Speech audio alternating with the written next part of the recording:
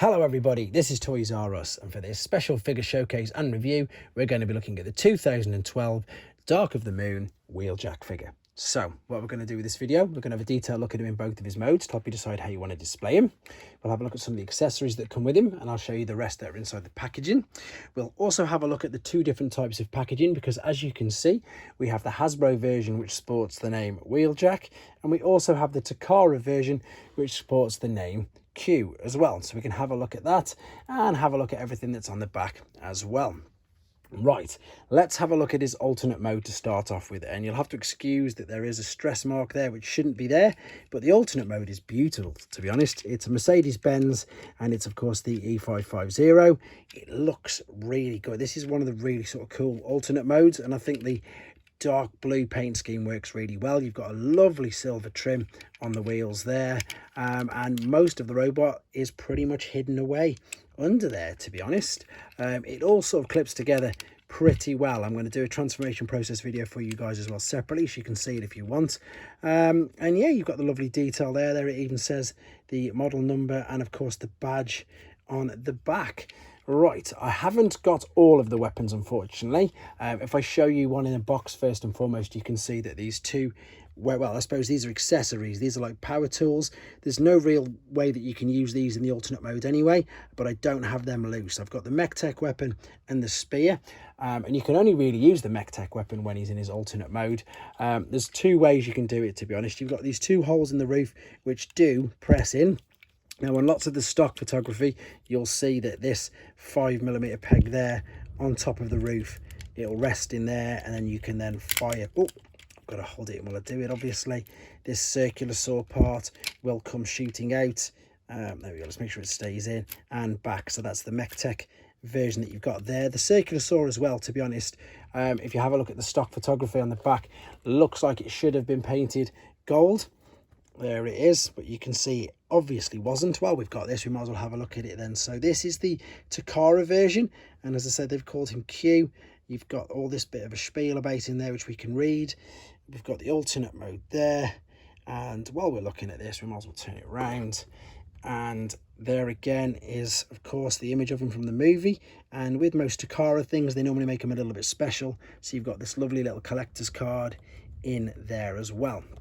Right, so I've been doing a little bit of research as well, because this figure's it's strange. It's really hard to get hold of, and again, there is no actual real explanation as to why it was cancelled. It was due to be released in December 2011, but it was moved to February 2012, but then literally announced for no reason whatsoever during Toy Fair 2012 that they were just not going to release it.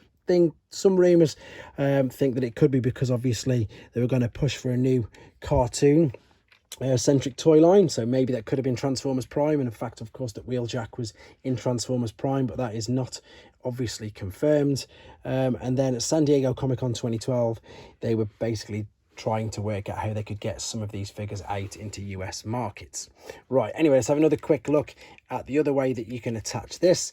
You can, again, because there's two prods there, you can put them through. They do rest in there. That will rest on the roof, and again, you can slide this out. There we go. Now you can see it working much better, and of course it spins as well, which looks really good.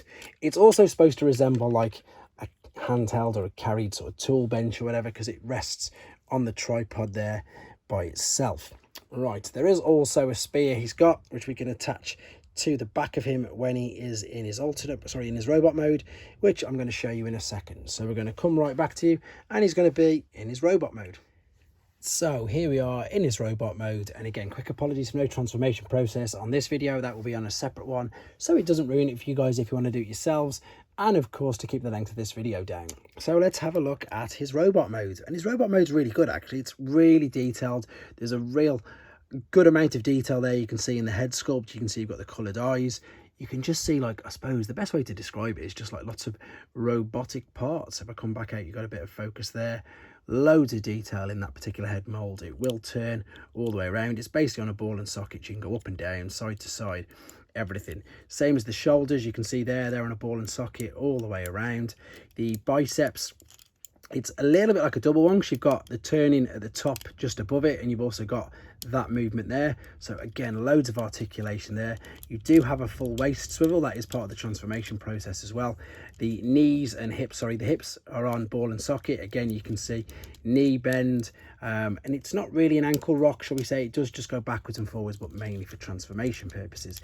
Again, there's quite a bit of colour detail on this. You've got the gold with the turquoise and the blue, and of course the black, and then of course the dark grey as well. There's lots of colours on this, and it just really works. I think it works very, very well. It is such a shame that it didn't get that main sort of stream release, because I know loads of people who wanted this figure, and again, I get asked about this particular figure all the time. If we spin it around at the back, you can pretty much tell it's a car there, but what I'll show you here is this, I suppose, little bar there. What we can do, let's just rest him there a second, stand him up, there we go. This is the spear that also came with it. It's that long bit that's coming out of there. I'll show you in a second. This is a little ball and socket as well, so it can be moved around and manipulated until you get the clip this way around. That's it. And then we can just attach this there, so we can carry it even though he's not using it, like that. And that's what a lot of the pictures you'll see of him with this spear coming out the back. But again, of course, you can unclip it here and you can attach it into his hand. It will clip into that bit there as well, so we can walk around with it. The mech tech weapon again itself, if you wanted to, you can clip into his hand by use of this 5mm port and then pushing on this button there. But of course, as with most of the mech tech weapons being ginormous, it can, as you can see straight away, oh no, it nearly pulled him over, but because of my carpet, for once it's actually saved him, can make them top heavy. As I say, unfortunately, I am missing, and I'll show you them again in the Hasbro variant. So this is the Hasbro variant with Wheeljack there. Again, everything's exactly the same. There is the mech tech weapon, there's the spear, and then these two, they look like little power tools, and you can see you've got the little grey clips. They would attach just here on the underside to these.